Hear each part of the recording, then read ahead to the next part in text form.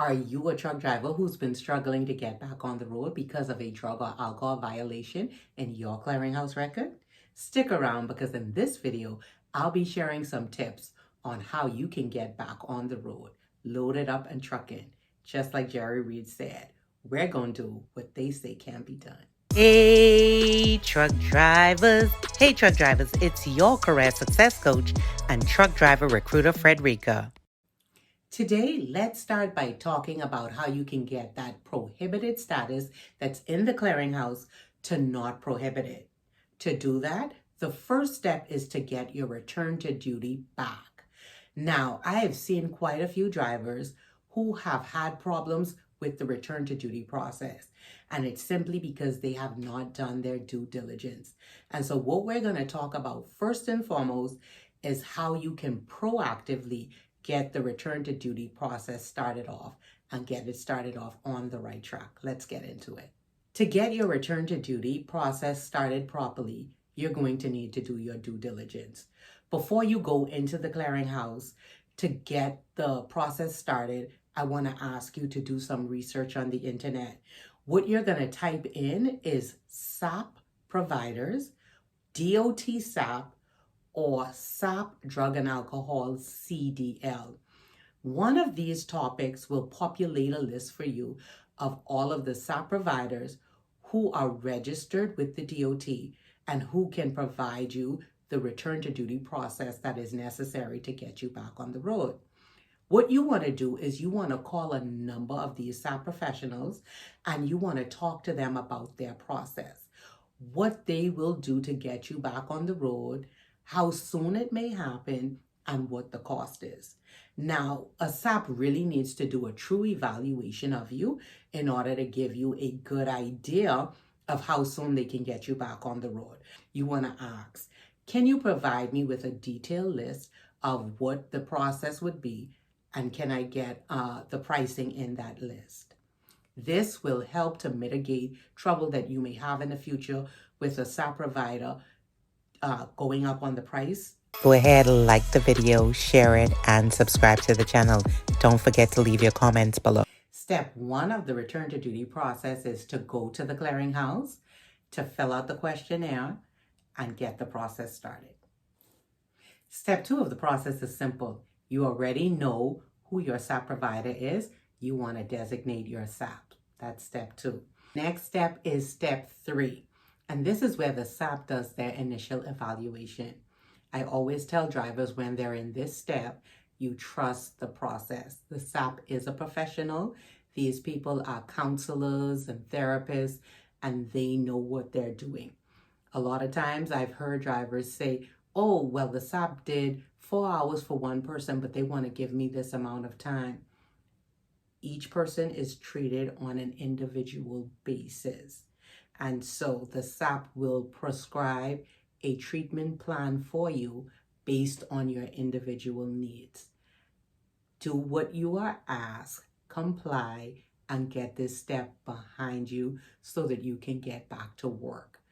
You cannot just change a SAP in the middle of the process. Unless a SAP does something that is unethical, you are unable to change the SAP. So do not waste time trying to fight it. Get it completed so that you can get back to work. That is my best advice to you. You're now ready to return to duty. You need an employer to order your return to duty drug screen so that you can get back to work. I know a lot of drivers get stuck at this point, and this is where I want to help you. I have put together a list. This is a recent list of companies. It has 50 companies that hire SAP drivers. I am going to share about 20 in this video. 50 is going to take a bit too long, and so I'm going to share 20 in this video, and I'm going to ask you to visit my website, www.fredericablackagency.com. I will leave the link below in the description box so that you can go there and you can get the entire list. Reach out to the companies that are on that list. Let them know that you're looking for a job opportunity. When you get on the phone with a recruiter, I am going to ask you to be enthusiastic, to not be in a Debbie Downer state. You are doing this for your future, and so you have to keep a positive attitude. Some companies will tell you no. You already know that. And so you're going in, you're already equipped. If someone says no, it means next one. You move down on the list. Get the list from my website. I am now going to share with you 20 of those companies.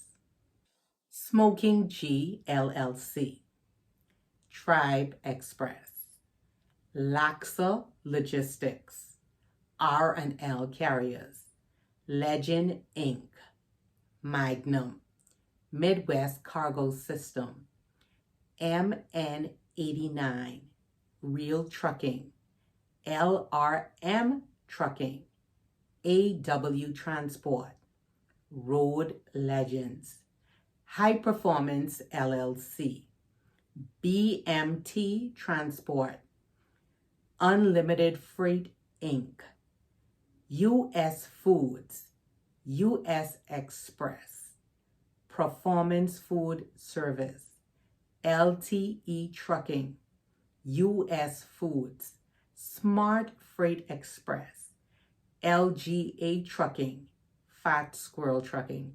This list is something that I update at least once a week. Every time I see a new company, I will put it on the list. So I'm going to ask you to keep checking it until you get back to work.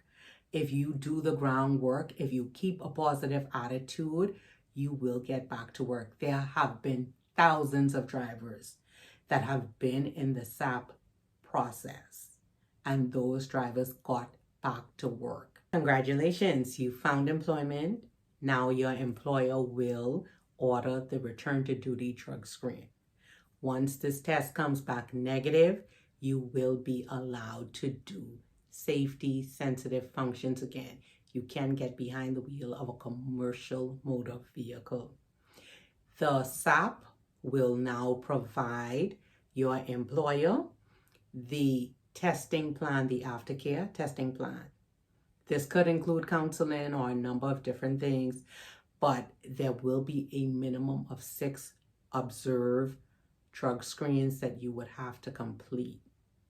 Once these drug screens are done, the employer will put it in the clearinghouse. You're in step 6 at this point.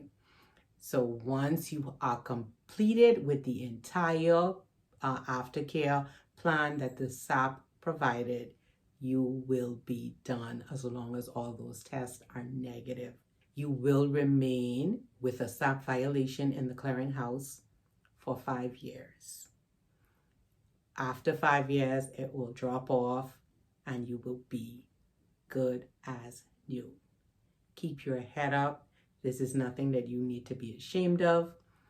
Keep moving forward. I have a couple drivers who've watched my previous video asked me a couple questions. I want to address those questions in this video.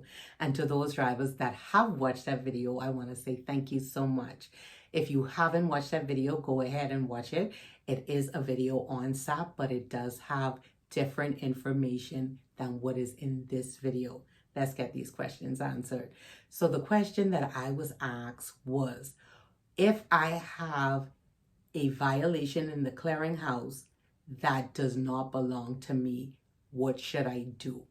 And so data queue is what you can do. You can do a data queue petition. You can go to the clearinghouse and you can fill out the form and get that petition initiated. They say it will take about 45 days, but if having this violation in the clearinghouse is hindering you from getting a job, they can execute it much faster. If you failed the drug test, or if you refused the drug test, let's say the drug test that you failed was because there was THC in your system, but you're really not a THC user, but you've been exposed, then you cannot dispute that violation. That will remain in your clearinghouse for 5 years, and you do need to go through the SAP program. The next thing I was asked was about investigators. If there are DOT investigators that work with CDL driver. Yes, there are DOT investigators. You can go on the Department of Transportation website in your state, and it will tell you who the investigator is in your state. Reach out to that person. Thank you. God bless. Until next time, keep on trucking.